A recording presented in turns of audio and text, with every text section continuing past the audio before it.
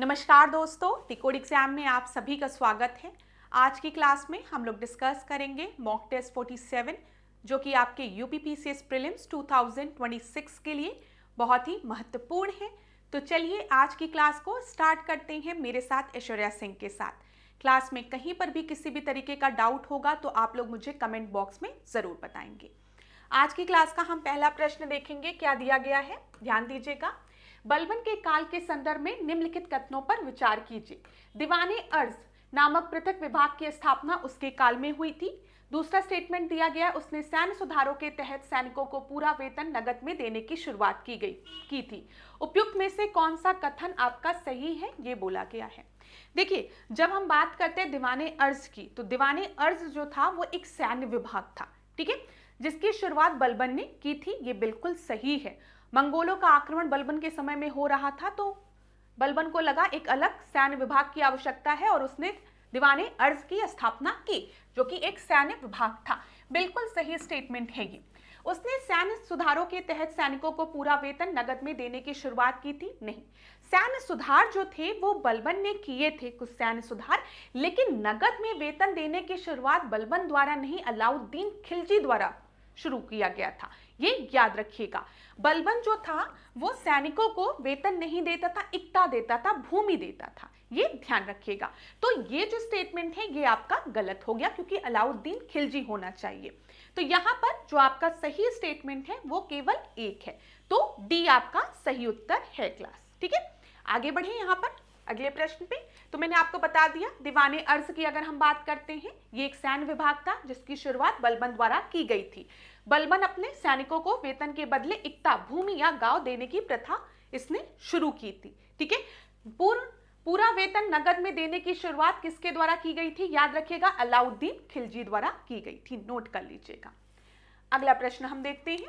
The fastest supercomputer in India is, पढ़ लीजिए option a, b, c, d में से आपका सही उत्तर क्या होगा। तो भारत में जो फास्टेस्ट सुपर कंप्यूटर है वो है एरावत। ठीक है, बी आपका सही उत्तर है। यहां पर याद रखिएगा, एरावत, PSAI। ठीक है, बी आपका सही उत्तर है। यहां पर आपको याद रखना, ये कहां पर स्थापित है, ये सीडा, पुणे में स्थापित है। ये भी इंपॉर्टेंट पॉइंट है, याद रखिएगा। एरोरा की जब हम बात करते हैं तो यह संयुक्त राज्य अमेरिका का सुपर कंप्यूटर है और विश्व के सबसे तेज कंप्यूटरों में से एक है। यह भी इंपॉर्टेंट पॉइंट है, याद रखिएगा। जब हम एरोरा की बात करते हैं तो एरोरा जो है वो यूएसए का कंप्यूटर है। ठीक है, फ्रंटियर की बात करेंगे तो ये भी यूएसए का भी है। ठीक है, याद रखिएगा। और एल कैप्टन की बात हम करेंगे तो ये भी यूएसए का है। सुपर कंप्यूटर्स की हम बात करें, लेकिन भारत की जब हम बात करेंगे तो आप एरावत याद रखना है, जो कि कहां पर स्थापित है, सीडैक, पुणे में स्थापित है। नोट कर लीजिए ये सारे पॉइंट। चलो अगला प्रश्न हम देखते हैं। जून 2025 में त्रिपुरा को किस कार्यक्रम के अंतर्गत पूर्ण साक्षर राज्य घोषित किया गया। तो त्रिपुरा को किस प्रोग्राम के अंतर्गत पूर्ण साक्षर राज्य घोषित किया गया। तो यहां पर आपका सही उत्तर जो है वो है उल्लास, नव भारत साक्षरता कार्यक्रम के तहत। ठीक है, बी आपका सही उत्तर है। ये याद रखिएगा, जो एक बहुत महत्वपूर्ण पॉइंट है वो ये है कि जो त्रिपुरा है वो पहला पूर्ण साक्षर राज्य नहीं है। इसके पहले मिजोरम और गोवा को भी घोषित किया जा चुका है। ये याद रखिएगा। कुछ इंपॉर्टेंट पॉइंट्स जो आपको पता होने चाहिए, नोट कर लीजिए। 23 जून 2025 को अगरतला में एक समारोह आयोजित किया गया था। आधिकारिक तौर पर एक समारोह जो था वो आयोजित किया गया था और उसी समारोह में आधिकारिक तौर पर पूर्ण साक्षर राज्य घोषित किया गया। किसे, त्रिपुरा को। ठीक है, यह उपलब्धि हासिल करने वाला मिजोरम, गोवा के बाद त्रिपुरा जो है वो तीसरा राज्य है। इसको नोट कर लीजिए। मिजोरम और गोवा के बाद पूर्ण साक्षर राज्य घोषित होने वाला त्रिपुरा जो है वो तीसरा राज्य है, जो मैंने आपको बता दिया। अब उल्लास का फुल फॉर्म क्या होता है ये भी देख लीजिए। Understanding of life long learning for all in society. ये इंपॉर्टेंट है, नोट कर लीजिए। Understanding of life long learning for all in society पहल के तहत, जिसे नव भारत साक्षरता कार्यक्रम के भी नाम से जाना जाता है। ये याद रखिएगा। उल्लास को ही न्यू इंडिया लिटरेसी प्रोग्राम के नाम से भी जाना जाता है। त्रिपुरा में अगर हम साक्षरता दर देखेंगे तो ये 95.6% है। ठीक है, ये भी पॉइंट नोट कर लीजिएगा बस। और जो जो इंपॉर्टेंट पॉइंट्स आते जाएंगे वो मैं आपको बताते हुए चलूंगी। चलो यहाँ पर consider the following organization and arrange this in correct chronological order starting from earliest to latest. ठीक है, बंग भाषा प्रकाशिका सभा की अगर हम बात करेंगे तो इसकी स्थापना किसके द्वारा की गई थी? राजा राम मोहन रॉय द्वारा। ठीक है, राजा राम मोहन रॉय द्वारा इसकी स्थापना की गई थी। लैंड होल्डर सोसाइटी की अगर हम बात करेंगे तो द्वारकानाथ टैगोर का नाम आप याद रखिएगा, ये भी महत्वपूर्ण है। ठीक है, इसके बाद अगर हम देखें बंगाल ब्रिटिश इंडिया सोसाइटी की बात करें तो जॉर्ज थॉमसन का नाम आपको याद रखना है, ये भी महत्वपूर्ण है। ये सारे पॉइंट्स जो बता रहे हैं बहुत ही महत्वपूर्ण है। इंडियन लीग की बात करेंगे तो शिशिर कुमार घोष, कई बार परीक्षा में पूछा गया प्रश्न है ये, शिशिर कुमार घोष। ठीक है, यहाँ पे याद रखिएगा। अब ध्यान दो, अगर हम शिशिर कुमार घोष की बात करें तो ये आपका समय है 1875-1876 का, जब उन्होंने इंडियन लीग की स्थापना की थी। राजा राम मोहन रॉय की बंग भाषा की अगर हम बात करेंगे तो ये 1830s का समय है, 32 to 36 का समय है। तो आप इस तरीके से भी प्रेडिक्ट कर सकते हैं, एक आपका पहला होगा, ठीक है, 2 जगह दिया गया है, और लास्ट में आपका 4 होगा। बी जो है वो सही उत्तर है। एग्जैक्ट ईयर देख लो, देखो बंग भाषा प्रकाशिका सभा की जब हम बात करते हैं तो इसकी स्थापना 1836 में हुई है। लैंड होल्डर सोसाइटी की बात करते हैं तो 1838 में द्वारकानाथ टैगोर द्वारा इसकी स्थापना किया गया था। ठीक है, फिर बंगाल ब्रिटिश इंडियन सोसाइटी मैंने आपको बताया जॉर्ज थॉमसन 1843। ठीक है, इंडियन लीग 1875। तो आपका बी ऑप्शन जो था वो सही था। क्लास में फिर आपको बता दूं, ऑर्गेनाइजेशन से रिलेटेड प्रश्न पूछे जाते हैं, इसके संस्थापक कौन थे, किस वर्ष इसकी स्थापना हुई थी, दोनों चीज याद रखा करिए, परीक्षा में यहां से प्रश्न बनते हैं। आगे बढ़ते हैं। Which of the following statement is not true for trans fat? बोला गया है ट्रांस फैट से रिलेटेड कौन सा स्टेटमेंट आपका गलत है। It lower HDL cholesterol, it increases the risk of developing heart diseases, it raises LDL cholesterol, it decreases the higher risk of developing type 2 diabetes। ठीक है, अब ध्यान दीजिए, HDL और LDL में जब हम बात करते हैं LDL की तो ये आपका बैड कोलेस्ट्रॉल होता है। ठीक है, और HDL जो है ये गुड कोलेस्ट्रॉल है। ठीक है, तो बॉडी में जब भी बैड कोलेस्ट्रॉल बढ़ेगा तो आर्टरीज ब्लॉक होगी, हार्ट डिजीज होगा ना, ये सारी चीजें होती है। अब ट्रांस फैट की अगर हम बात करें तो अक्सर न्यूज में रहता है कि ट्रांस फैट जिस खाने में ज्यादा होता है, जिस फूड में ज्यादा होता है उसको नहीं खाना चाहिए। बर्गर, पिज्जा, जंक फूड को मना किया जाता है ना, क्यों? क्योंकि इससे LDL ज्यादा होता है। ठीक है, यहाँ पर बैड कोलेस्ट्रॉल आपकी बॉडी में बढ़ता है, आर्टरीज ब्लॉक होती है, डायबिटीज के चांसेस होते हैं, बढ़ जाते हैं। यहाँ पर क्या लिखा है, it decreases the higher risk of developing type 2 disease, type 2 diabetes. ठीक है, यहाँ पर क्या, यह प्रकार 2 डायबिटीज के खतरे को कम करता है। अरे भाई, अगर ये खतरे को कम करता तो कहा जाता ना ट्रांस फैट रिच फूड्स खाओ, आपको मना किया जाता है कि मत खाओ, फैट मत लो, ट्रांस फैट मत लो, जो ज्यादा तली भुनी चीजें मत खाओ, नहीं तो डिजीजेस होने के चांसेस बढ़ जाते हैं। ठीक है, ब्लॉकेज होगा, आर्टरीज ब्लॉक होंगी, आपके डायबिटीज होगा, वेट गेन होगा, इसलिए तो मना किया जाता है। तो इस प्रश्न का सही उत्तर क्या हो गया, डी हो गया। आसान प्रश्न था ये। चलो अगला प्रश्न देखते हैं। ODOP scheme of Uttar Pradesh was launched in which year? तो ये प्रश्न आपके RO GS मेंस पेपर में पूछा गया है। ODOP, one district one product से रिलेटेड प्रश्न आपकी परीक्षा में पूछा गया है। ठीक है, और याद रखिएगा ये स्कीम आपकी 2018 में आपकी लॉन्च हुई है। और महत्वपूर्ण पॉइंट ये भी है कि इसी पेपर में आपसे ये भी पूछा गया है कि बलिया में कौन सा प्रोडक्ट आपका ODOP में है, तो बिंदी। याद रखिएगा, बी से बलिया, बी से बिंदी, परीक्षा में पूछा गया प्रश्न है। ए आपका सही उत्तर है। चलो यहाँ पर इसको याद जरूर कर लो। जब हम आगरा की बात करते हैं तो हम लेदर प्रोडक्ट्स की बात करते हैं, अलीगढ़ में लॉक, ठीक है, फिर आजमगढ़ में ब्लैक पॉटरी, ठीक है, फिर जैगरी गुड़ कहाँ का, अयोध्या का, अमेठी का मुंज प्रोडक्ट, ठीक है, फिर यहाँ पर अमरोहा का म्यूजिकल इंस्ट्रूमेंट, फिर औरैया का अगर हम बात करें देशी घी, फिर अंबेडकर नगर का टेक्सटाइल प्रोडक्ट, बदायूं का जरी जरदौसी, और बागपत का होम फर्नीचर। ये जो लिस्ट है ये ओडीओपी साइट पे आपको मिल जाएगी। और एक चीज ध्यान रखिएगा, आप प्रीलिम्स दे रहे हैं तब भी महत्वपूर्ण है, मेंस दे रहे हैं तब भी महत्वपूर्ण है, इंटरव्यू के लिए जा रहे हैं तब भी महत्वपूर्ण है। तो ओडीओपी के बारे में पढ़ लो बच्चों, ठीक है। और किस डिस्ट्रिक्ट का कौन सा प्रोडक्ट आपका फेमस है पढ़ लो, पेपर में पूछा जाता है। आरओ के पेपर में 2 प्रश्न बन गए थे ओडीओपी से। पहला प्रश्न यही पूछ लिया गया था कि किस वर्ष ये लॉन्च हुआ है 2018, और बलिया का क्या फेमस है, तो बलिया की बिंदी फेमस है। ये प्रश्न पूछा गया है, तो देख लेना इसको। चलो आगे देखते हैं। Which of the following is not a function of election commission of India. India बताइए, इलेक्शन कमीशन ऑफ इंडिया की बात यहां पर की गई है, स्टेट इलेक्शन कमीशन की बात नहीं की गई है, ठीक है। तो ध्यान देना, लोकसभा के चुनाव कराना किसका कार्य है, इलेक्शन कमीशन ऑफ इंडिया का, ठीक है, सही है। यहां पर निर्वाचन आयोग का कार्य, राज्य विधानमंडल के चुनाव कौन कराता है, राज्य का, यहां पर बताइए निर्वाचन आयोग कराता है, इलेक्शन कमीशन कराता है। राष्ट्रपति और उपराष्ट्रपति के चुनाव की देखरेख कौन करता है, इलेक्शन कमीशन करता है।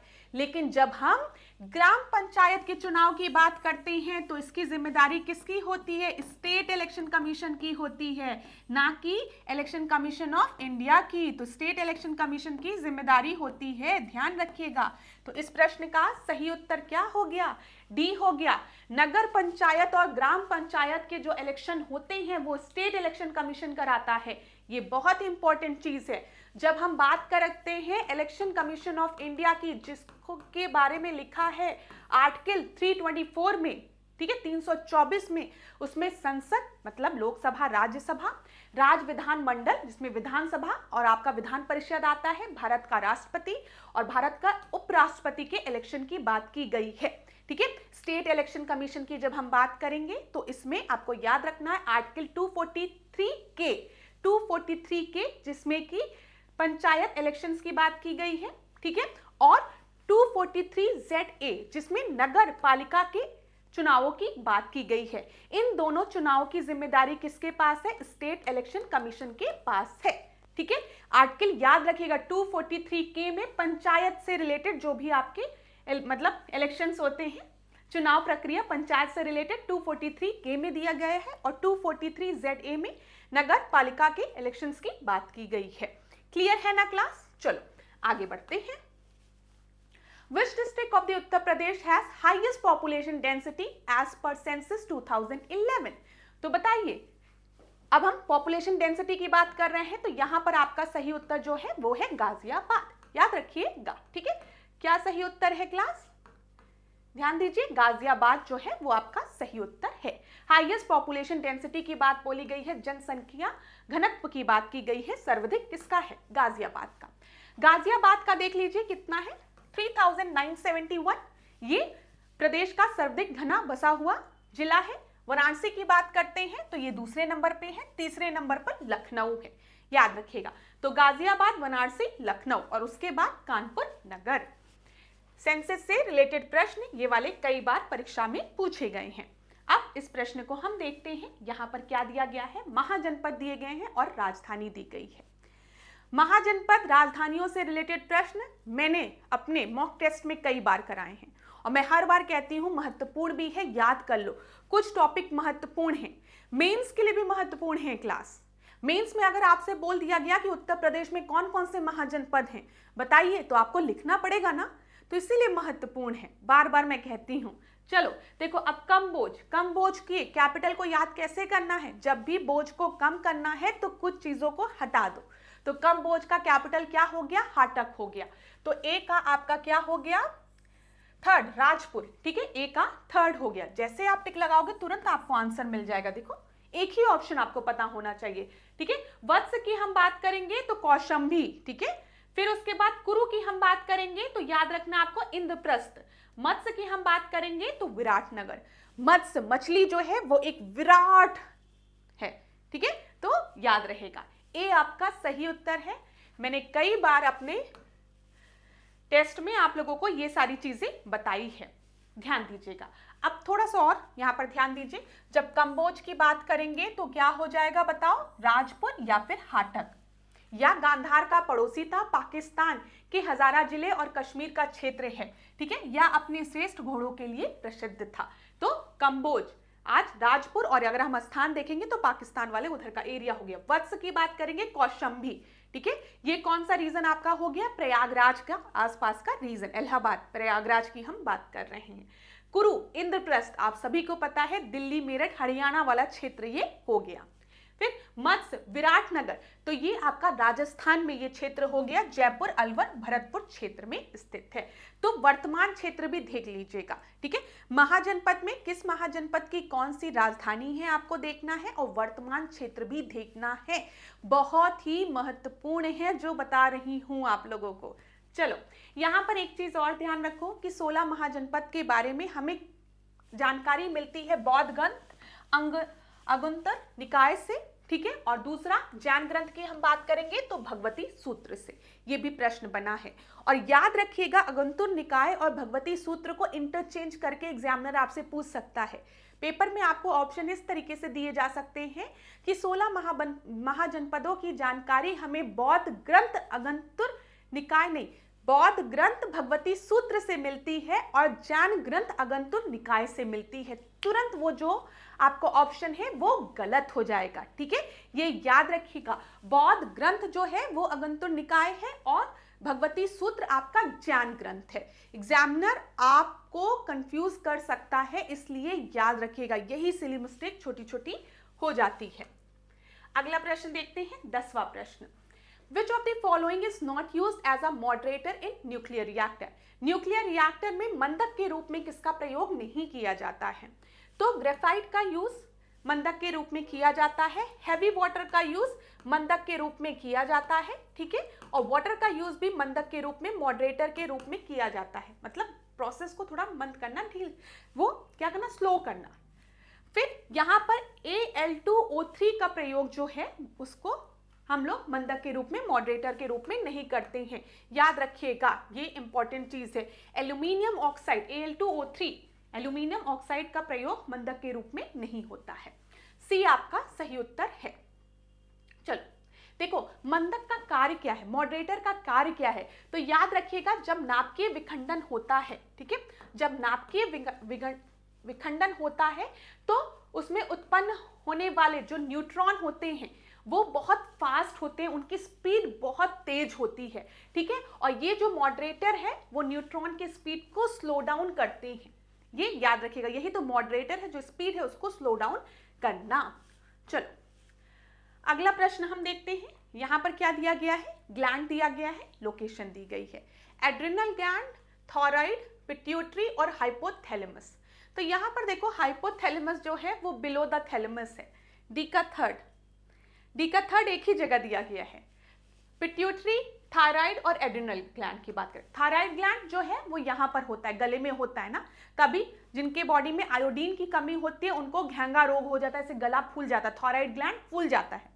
तो यहाँ पर सी का आपका क्या हो जाएगा, देखो बेस ऑफ नेक, सी का फर्स्ट, एक मिनट क्लास, अरे बिलो किडनी, हाँ ठीक है, पिट्यूटरी सॉरी थायराइड, यहाँ पे देखो ऐश्वर्या मैम बोल क्या रही है, टिक क्या लगा रही है, बी का फर्स्ट ये हो गया ना। तो थायराइड यहाँ पर आपका हो गया, गले में होता है, नेक में होता है, मैंने आपको बताया आयोडीन की कमी से थायराइड ग्लैंड आपका स्वेल कर जाता है, जिसे घेंगा रोग भी कहते हैं, गला फूला रहता है। तो यहाँ पर बी का फर्स्ट, डी का हाइपोथैलेमस, बिलो द थैलेमस होता है। एड्रिनल ग्लैंड जो होता है ना वो किडनी, यहाँ किडनी के आपके पास होता है एड्रिनल ग्लैंड, अभी आपको मैं फिगर में भी दिखा दूंगी, ठीक है। फिर क्या बचा, पिट्यूटरी ग्लैंड जो है, पिट्यूटरी ग्लैंड ब्रेन में होता है, ठीक है, तो यहां पर आपका बी जो है वो सही उत्तर है। देख लो यहां पर फिगर में ज्यादा अच्छे से क्लियर हो जाएगा, अभी तक बता रही थी, अब देख लो पिक्चर में ज्यादा अच्छे से क्लियर होगा। यहां पर आपको थायराइड ग्लैंड दिख रहा है नेक के पास वाले हिस्से में, ध्यान दीजिएगा क्लास, एक मिनट बस, हाँ ये देखो ये आपको थायराइड ग्लैंड दिख रहा है, ठीक है, पिट्यूटरी ग्लैंड ब्रेन में दिख रहा है, ये छोटा सा मटर के दाने की तरह पिट्यूटरी ग्लैंड होता है, ठीक है। यहां पर हाइपोथैलेमस यहां आपका होगा, ठीक है, एड्रिनल ग्लैंड ये रहा, किडनी है ना, किडनी के ऊपर इधर आपको एड्रिनल ग्लैंड दिख रहा है। अब क्लियर ज्यादा अच्छे से हो गया होगा, ठीक है, फिगर में देख लो कोई चीज तो ज्यादा समय तक याद रहती है।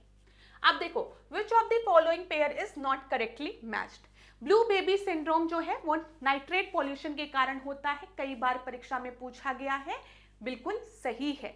मीना-माता डिजीज जो है वो मरकरी पॉल्यूशन की वजह से होता है, बिल्कुल सही है, ठीक है।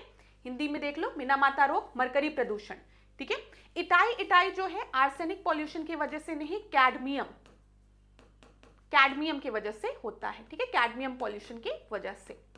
नॉक-नी सिंड्रोम फ्लोराइड पॉल्यूशन की वजह से सही है। तो इस प्रश्न का आपका बोला गया है कि कौन सा करेक्टली मैच नहीं है, तो कौन सा करेक्टली मैच नहीं है, सी करेक्टली मैच नहीं है। इटाई रोग जो है वो आर्सेनिक प्रदूषण की वजह से नहीं, कैडमियम प्रदूषण की वजह से होता है। अगला देखिए 13th, Who among the following advised the Secretary of State for India in January 1947 to transfer the power immediately on the basis of dominion status?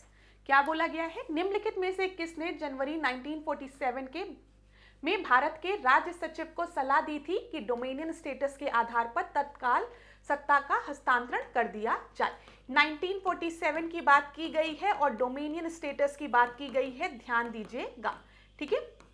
चलो यहाँ पर देखो, अगर जवाहरलाल नेहरू की हम बात करें तो जवाहरलाल नेहरू तो इंडियन नेशनल कांग्रेस के मेंबर थे और जवाहरलाल नेहरू ने 1929 के अपने लाहौर सेशन में क्या कहा था कि अब हमें स्वराज नहीं चाहिए, अब हम पूर्ण स्वराज की बात करते हैं। कंप्लीट इंडिपेंडेंस की मांग कर दी थी, बताओ, कंप्लीट इंडिपेंडेंस की बात कर दी गई थी कब, 1929 में ही। तो अब जवाहरलाल नेहरू कहेंगे क्या कि डोमिनियन स्टेटस की मांग ना, तो इसको कैंसिल कर दो, ठीक है। यहां पर स्टैफोर्ड क्रिप्स की बात की गई है, ये बिल्कुल सही है कि क्रिप्स मिशन भारत में आया था, अगस्त ऑफर के बाद क्रिप्स मिशन भारत में आया था और क्रिप्स मिशन की अध्यक्षता स्टैफोर्ड क्रिप्स द्वारा की गई थी। स्टैफोर्ड क्रिप्स ने भारत के लिए डोमिनियन स्टेटस की बात की थी, लेकिन ये 1947 का समय चल रहा है, ध्यान दीजिएगा। और 1947 में राज्य सचिव को किसने सलाह दी थी कि डोमिनियन स्टेटस दे दिया जाए भारत को और यहां पर तत्कालीन सत्ता को हस्तांतरित कर दिया जाए, तो ये स्टैफोर्ड क्रिप्स उस समय नहीं थे, ठीक है, ये याद रखिएगा। 1942 वाला समय है, अभी वाला समय नहीं है, ये ध्यान दीजिएगा। फिर लॉर्ड माउंटबेटन, हाँ, लॉर्ड माउंटबेटन जब आते हैं तो लॉर्ड माउंटबेटन प्लान में तो क्या बोला जाता है, विभाजन बोल दिया जाता है कि दो अलग अलग राष्ट्र का निर्माण होगा, पाकिस्तान और भारत का, और सत्ता जो पावर है वो उनको ट्रांसफर कर दी जाएगी, इंडिपेंडेंस दे दिया जाएगा ना, ये बोला गया था माउंटबेटन प्लान में। यहां पर एक ऑप्शन बचता है वीपी मेनन और यही आपके प्रश्न का सही उत्तर है। मैं थोड़ा सा और एक्सप्लेन कर दूं, अभी तो मैंने आपको बताया कि किस तरीके से आप परीक्षा में इस प्रश्न को सॉल्व कर सकते थे, लेकिन थोड़ी जानकारी नोट कर लीजिए आप उस समय कि 1947 के समय की अगर हम बात करें तो जो वीपी मेनन थे वो एक कॉन्स्टिट्यूशनल एडवाइजर थे, ठीक है, और वीपी मेनन ने इस गतिरोध को तोड़ने के लिए क्रांतिकारी सुझाव दिया। उनका विचार था कि यदि सत्ता का हस्तांतरण तत्काल किया जाना है तो इसे डोमिनियन स्टेटस के आधार पर किया जाना चाहिए, ठीक है, ये ध्यान रखिएगा, इन्होंने ये बात कही थी। क्लियर है क्लास? अच्छा, यहां पर एक चीज मैं आपको और बताना चाहती हूं, जरा देखो यहां पर, ये ध्यान दीजिएगा क्लास। 1947 जनवरी 1947 में वीपी मेनन ने अपनी आत्मकथा, इनकी आत्मकथा जो थी वो था the transfer of power in India, में उल्लेख किया है कि उन्होंने दिसंबर 1946 जनवरी 1947 में इस योजना पर सरदार पटेल से चर्चा की और भारत के राज्य सचिव पैट्रिक लॉरेंस को भी इस दृष्टिकोण से अवगत कराया था, ठीक है।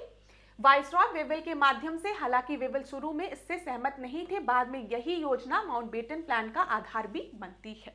तो इन्होंने ये बात बोली है कि डोमिनियन स्टेटस वाली बात इन्होंने लिखा है अपनी आत्मकथा the transfer of power in India में कि मैंने ये सुझाव दिया था सचिव को, ठीक है, ये चीज क्लियर हो गई। अब चलो आगे बढ़ते हैं, अगला प्रश्न देखते हैं। लिस्ट 1 लिस्ट 2 को मैच करना है। महानदी, कावेरी, कृष्णा, गोदावरी, तो बताइए गोदावरी की जब हम बात करते हैं तो त्र्यंबकेश्वर ना, नासिक, तो डी का थर्ड आपका 3 जगह दिया गया है। महानदी की अगर हम बात करेंगे तो यहां पर आपका सिहावा हो जाएगा, ए का 4th, ठीक है, ए का 4th यहां दिया गया है। कावेरी ब्रह्मगिरी और कृष्णा महाबलेश्वर, तो सही उत्तर डी हो जाएगा। डी जो है वो सही उत्तर है। कहीं पर भी लगे कि वीडियो को पॉज करके उत्तर देने का प्रयास करना है तो वीडियो को पॉज भी कर सकते हैं। यहाँ पर डी आपका सही उत्तर है। जब हम महानदी की बात करेंगे तो सिहावा याद रखिएगा, या छत्तीसगढ़ के रायपुर जिले में स्थित है। कावेरी की बात करेंगे तो ब्रह्मगिरी हिल्स, ये कर्नाटक में स्थित है। ठीक है। कृष्णा की बात करेंगे तो महाबलेश्वर, यह महाराष्ट्र में स्थित है। ठीक है। नासिक, गोदावरी नासिक, त्र्यंबकेश्वर याद रखिएगा। ठीक है, महाराष्ट्र। चलिए अगला प्रश्न हम देखते हैं। Which state hosted the Khelo India youth game 2025? तो यहां पर ध्यान रखिएगा क्लास की खेलो इंडिया को किसने होस्ट किया था? बिहार ने किया था। ठीक है, ध्यान से देखिए, खेलो इंडिया यूथ गेम जो है वो आपका आयोजित हुआ था कहां पर? बिहार में। क्लियर है? आगे बढ़ते हैं। Which of the following statement regarding the fundamental right in the Constitution of India are correct? Fundamental rights are justiciable and enforceable by court. They can be suspended during national emergency except 20 and 21. They are absolute and cannot be restricted under any circumstances. They cannot be amended. तो बताइए, जब हम बात करते हैं मौलिक अधिकारों की, ठीक है, मौलिक अधिकारों की हम बात करते हैं, इन्हें संशोधित नहीं किया जा सकता है। ये पूर्ण और किसी भी परिस्थिति में इन पर प्रतिबंध नहीं लगाया जा सकता है। राष्ट्रीय आपातकाल की स्थिति में इनको निलंबित किया जा सकता है केवल 20 और 21 अनुच्छेद को छोड़कर। मौलिक अधिकार वाद योग्य है और न्यायालय द्वारा परिवर्तनीय है। तो यहाँ पर ध्यान दीजिएगा, जब भी हम फंडामेंटल राइट्स की बात करते हैं और हम कहते हैं कि हमारे फंडामेंटल राइट्स का हनन हो रहा है, वॉल्यूशन ऑफ फंडामेंटल राइट, मौलिक अधिकार हमारे नहीं दिए जा रहे हैं, तो हम आर्टिकल 32 के तहत सुप्रीम कोर्ट को रीच कर सकते हैं कि भाई हमारे फंडामेंटल राइट्स का वॉल्यूशन हो रहा है, हनन हो रहा है। और आर्टिकल 226 के तहत हम हाई कोर्ट को रीच कर सकते हैं। ठीक है, तो यहाँ पर मौलिक अधिकार वाद योग्य है और न्यायालय द्वारा परिवर्तनीय है, ये सही है। ठीक है, मौलिक अधिकारों की अगर हम बात करें तो आपको याद होगा कि आर्टिकल 21A जो है वो जोड़ा गया है, जिसमें हमने क्या बोला? शिक्षा के अधिकार की बात की है, राइट टू एजुकेशन की बात की गई है, और इसे संविधान संशोधन 86 कॉन्स्टिट्यूशनल अमेंडमेंट एक्ट के तहत जोड़ा गया है। ठीक है, इसी तरीके से राइट टू प्रॉपर्टी को हटा दिया गया संविधान संशोधन द्वारा। तो यहाँ पर ये जो लिखा है इन्हें संशोधित नहीं किया जा सकता, ये तो आपका गलत हो गया। ठीक है, संशोधन के तहत फंडामेंटल राइट्स को जोड़ा भी गया है और हटाया भी गया है, ध्यान रखिएगा। ये पूर्ण और किसी भी परिस्थिति में इन पर प्रतिबंध नहीं लगाया जा सकता है। अभी थोड़ी देर पहले मैंने आपको बताया कि राष्ट्रीय आपातकाल के समय, नेशनल इमरजेंसी के समय आपके फंडामेंटल राइट्स जो हैं उन्हें निलंबित किया जा सकता है एक्सेप्ट 20 and 21 को। ठीक है, ये याद रखिएगा। तो यहां पर आपका एक सही है, दो सही है और 3-4 गलत हैं। ठीक है, इनमें से कौन से कथन सही हैं? तो केवल एक और दो सही हैं। ए आपका सही उत्तर हो जाएगा। ठीक है, याद रखिएगा अनुच्छेद 32 जिसमें हम कॉन्स्टिट्यूशनल रेमेडीज की बात करते हैं, संवैधानिक उपचारों के अधिकार की बात करते हैं, और अगर आपके मौलिक अधिकारों का हनन होता है तो आप सुप्रीम कोर्ट जा सकते हैं, सर्वोच्च न्यायालय। आर्टिकल 226 के तहत आप उच्च न्यायालय जा सकते हैं।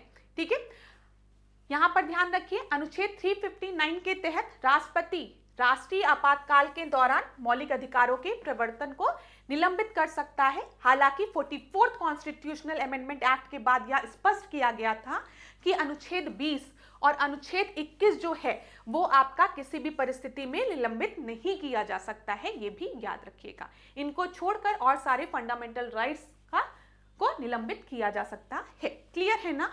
समझा तो दिया मैंने आपको। चलिए अब इस प्रश्न को देखिए, एक तरफ सूची 1 दिया गया है, दूसरी तरफ सूची 2 दिया गया है।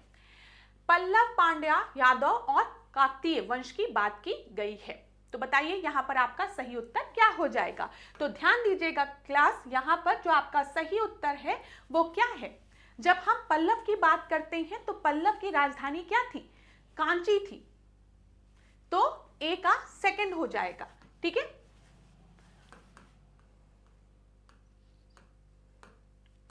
ए का सेकंड हो जाएगा। ठीक है, पांड्या की बात करेंगे तो यहां पे पांड्या क्या थी? मदुरई थी, ठीक है, बी का थर्ड हो जाएगा। यादव की बात करेंगे तो देवगिरी, और काकतीय की बात करेंगे तो वरांगल। तो आपका सही उत्तर ए है। क्या है आपका सही उत्तर? ए है। यहां पर ध्यान दीजिए, पल्लव की बात करेंगे तो कांची, पल्लव की राजधानी कांचीपुरम थी, ठीक है। पांड्य की बात करेंगे तो मदुरा, ठीक है, मदुरई, ये याद रखिएगा, जो वैगी नदी के तट पर स्थित थी। यहां संगम साहित्य का मुख्य केंद्र भी माना जाता है इसे। यादव देवगिरी, ठीक है, और काकतीय वरांगल। अगला प्रश्न देखिए, 18वां प्रश्न, how much money was allocated for education in charter act 1830। यहाँ पर ध्यान दे लीजिएगा क्लास, जो आपका आरओ का मेंस का जो पेपर था उसमें यहाँ पर भी मंथली दिया गया है, ठीक है। ये भी मासिक है, ये भी मासिक है, ये भी मासिक है। और आपको याद रखना है चार्टर एक्ट 1813 के तहत जो मनी एलोकेट किया गया था वो 1 लाख ईयरली था, एनुअली था, ये ध्यान रखिएगा, ठीक है। यहां पर सब जगह मंथली दिया है, इस वजह से आपका उत्तर डी हो जाएगा। एग्जामिनर ने बहुत अच्छा ट्रिक खेला है, उसे समझ में आ गया था कि स्टूडेंट्स जो होंगे वो प्रेशर में होंगे, ठीक है, एग्जामिनेशन हॉल में वो प्रेशर में होंगे, वो जैसे 1 लाख देखेंगे तुरंत टिक लगा कर आ जाएंगे, वो इस चीज पर नहीं ध्यान देंगे कि यहाँ पर मासिक लिखा हुआ है। तो इसीलिए पेपर में पूरे कंसंट्रेशन के साथ बैठा करिए। चार्टर एक्ट 1813 में एजुकेशन के लिए ग्रांट दिया गया था, लेकिन ये 1 लाख एनुअली की बात की गई थी, मंथली की बात नहीं की गई थी। इस वजह से इस प्रश्न का सही उत्तर डी हो जाएगा। अब याद रखिए, चार्टर एक्ट 1813 की जब भी हम बात करते हैं क्लास, तो चार्टर एक्ट 1813 में याद रखिएगा क्या क्या चीज बोली गई थी। जो मोनोपोली थी ईस्ट इंडियन कंपनी की, उसको एबॉलिश किया गया था, कि जो एकाधिकार है ईस्ट इंडियन कंपनी का, अब वो बस चाय के साथ और चाइना के साथ रहेगा, और सब जगह इनका एकाधिकार समाप्त किया जाता है। ये पॉइंट याद रखिएगा। चलो अब 19 प्रश्न को देखो। भारतीय संविधान के अनुच्छेद 19 के अंतर्गत नागरिकों को निम्नलिखित में से कौन सी स्वतंत्रता प्रदान नहीं की गई है। तो भारत की सीमा में स्वतंत्र रूप से घूमने की स्वतंत्रता इन्हें है, संघ या संगठन बनाने की स्वतंत्रता इन्हें है, right to form the association है, बिना अस्त्र शस्त्र के शांति से सभा करने की स्वतंत्रता है, राइट टू असेंबली है, अंतरात्मा की स्वतंत्रता तथा किसी धर्म को मनाने आचरण करने की स्वतंत्रता।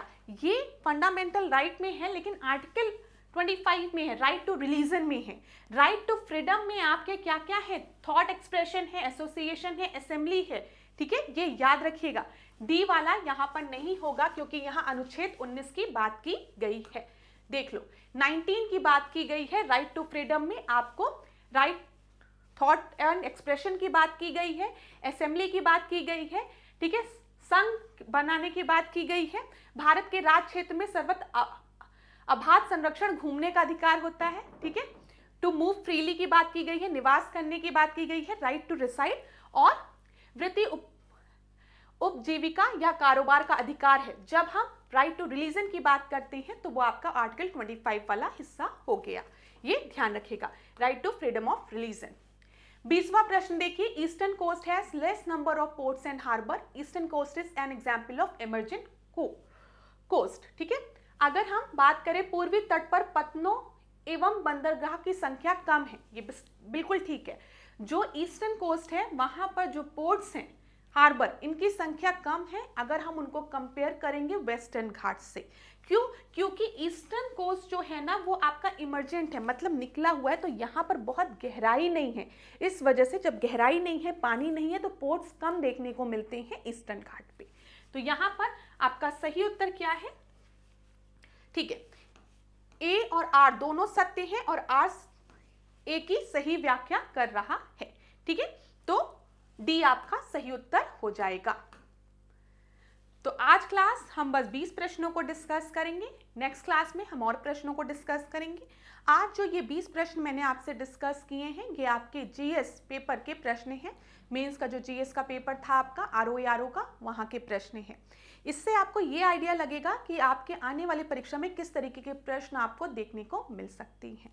अब आज के सेशन को यहीं पे एंड करूंगी, लेकिन उसके पहले थोड़ी सी इंफॉर्मेशन मैं आप लोगों को देना चाहूंगी यूपी पीसीएस फाउंडेशन कोर्स 2026 के बारे में। इस फाउंडेशन कोर्स में एंटायर सिलेबस को कवर किया गया है, प्रीलिम्स और मेंस दोनों को। आंसर किस तरीके से लिखना है आपको बताया जाएगा, ठीक है। मॉक टेस्ट प्रोवाइड किए जाएंगे जहां पर आप प्रैक्टिस कर सकते हैं, आप अपने परफॉर्मेंस को इवैल्यूएट कर सकते हैं, उसके अकॉर्डिंग आप अपनी प्रिपरेशन में जो भी सुधार की आवश्यकता है आप वो कर सकते हैं। अगर आपका प्रीलिम्स और मेंस क्वालिफाई हो जाता है तो आपको फ्री मॉक मिलेगा, किसके लिए, इंटरव्यू के लिए फ्री मॉक इंटरव्यू प्रोवाइड किया जाएगा, ठीक है। यहाँ पर सिलेक्शन के बाद पूरी फीस जो है, जो भी आपने दी है वो आपको रिफंड कर दी जाएगी। तो ये जो फाउंडेशन कोर्स है इसमें एंटायर पूरे कोर्स को सम्मिलित किया गया है, प्रीलिम्स, मेंस और इंटरव्यू, ध्यान रखिएगा। तो इस कोर्स से रिलेटेड कोई भी इंफॉर्मेशन चाहिए तो नीचे कॉन्टैक्ट नंबर दिया है, इस पर आप कॉन्टैक्ट करिए, आपको सारी इंफॉर्मेशन डिटेल में दे दी जाएगी। कोई भी क्वेरी है, ठीक है, कुछ पूछना चाहते हैं तो इस नंबर पे कॉन्टैक्ट कर सकते हैं। चलिए अब आज के सेशन को यहीं पे एंड करूंगी, नेक्स्ट क्लास में आपसे मिलूंगी नए प्रश्नों के साथ। तब तक यही कहूंगी, खूब पढ़िए, खूब आगे बढ़िए, कहीं पर भी डाउट हो, दिक्कत हो तो कमेंट बॉक्स में बताइए। इसी तरीके से मेरे साथ ऐश्वर्या सिंह के साथ डिकोड एग्जाम के साथ बनी रहिए क्लास। धन्यवाद, थैंक यू।